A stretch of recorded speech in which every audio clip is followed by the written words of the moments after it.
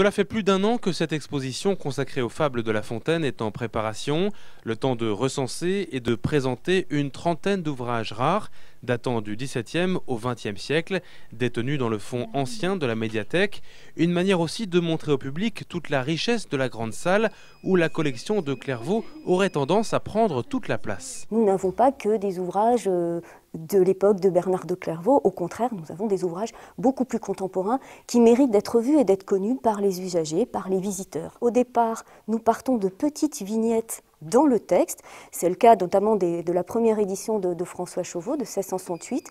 Et petit à petit, au fur et à mesure des siècles, les artistes s'approprient le texte de La Fontaine et l'interprètent. La Fontaine est ici revisitée avec des illustrations d'époque rares au XVIIe siècle, signées de François Chauveau, entre autres, le graveur du roi Louis XIV.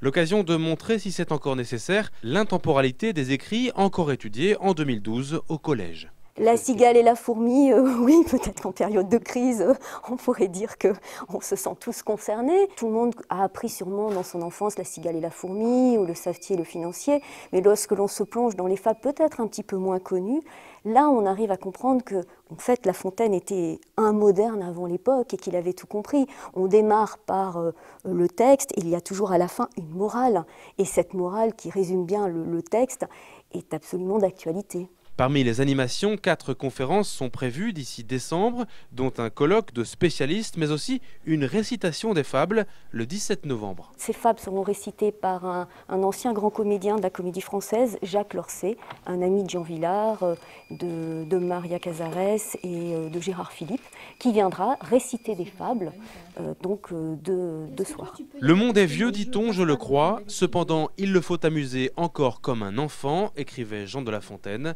L'occasion nous en est donnée jusqu'au 31 décembre.